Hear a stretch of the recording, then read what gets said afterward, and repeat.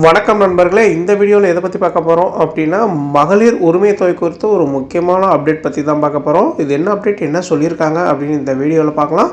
So video skip பண்ணாமல் கடைசி வரைக்கும் பாருங்கள். அதுக்கு முன்னாடி நீங்கள் நம்ம சேனலுக்கு புதுசாக வரீங்க அப்படின்னா மறக்காமல் சப்ஸ்கிரைப் பண்ணிவிடுங்க. அப்படியே பக்கத்தில் இருக்கக்கூடிய பெல் பட்டனை கிளிக் பண்ணிவிடுங்க. அப்போ இது போன்ற முக்கியமான தகவல் பண்ணும்போது நோட்டிஃபிகேஷனாக உடனுக்குடன் வரும். வாங்க வீடியோக்குள்ளே போகலாம்.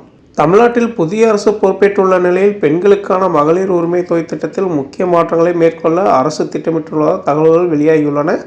தகுதியான பயனாளிகளுக்கு மட்டுமே மாதந்தோறும் ரூபாய் 2500 வழங்கும் வகையில் திட்டத்தை மறுசீரமைக்கும் பணிகள் தொடங்கப்பட்டுள்ளதாக கூறப்படுகிறது. அரசு வட்டார தகவல்களின்படி முந்தைய ஆட்சியில் செயல்படுத்தப்பட்ட புதுமை பெண், தமிழ் புதல்வன், விடியல் பயணம் உள்ளிட்ட திட்டங்கள் தொடர்ந்து அமலில் இருக்கும். ஆனால் மகளிர் உரிமை தொகை திட்டத்தில் புதிய தகுதி விதிமுறைகள் அறிமுகப்படுத்தப்பட உள்ளதாக கூறப்படுகிறது. அதன்படி 60 வயதுக்கு மேற்பட்ட பெண்கள் இந்த திட்டத்திற்கு பதிலாக முதியோர் ஓய்வூதிய திட்டத்தின் கீழ் பயனடையும் வகையில் நடைமுறை மாற்றம் கொண்டு வரப்படலாம் என்றும், 60 வயதிற்குட்பட்ட தகுதியான பெண்களுக்கு மட்டும் இத்திட்டத்தின் பலன் வழங்கப்படலாம் என்றும் தகவல்கள் தெரிவிக்கின்றன. திட்டத்தில் முறைகேடுகளை தடுக்க அரசு புதிய நிபந்தனைகளை வகுத்து வருவதாக கூறப்படுகிறது. இனி விண்ணப்பிக்கும் புதிய பயனாளிகள் அனைவரும் இந்த விதிமுறைகளின்படி அடிப்படையில் தேர்வு செய்யப்படுவார்கள் என்றும், உண்மையான ஏழை மற்றும் நடுத்தர குடும்பங்களைச் சேர்ந்த பெண்களுக்கு முன்னுரிமை அளிக்கப்படும் என்றும் தகவல்கள் வெளியாகியுள்ளன.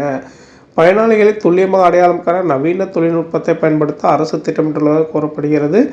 விண்ணப்பதாரர்கள் விவரங்கள் அரசின் அதிகாரப்பூர்வ தரவுகளுடன் ஒப்பிட்டு சரிபார்க்கப்பட்டு தகுதியானவர்கள் தானியங்கி முறையில் தேர்வு செய்யப்படும் நடைமுறை அறிமுகப்படுத்தப்படலாம் என தகவல்கள் தெரிவிக்கின்றன.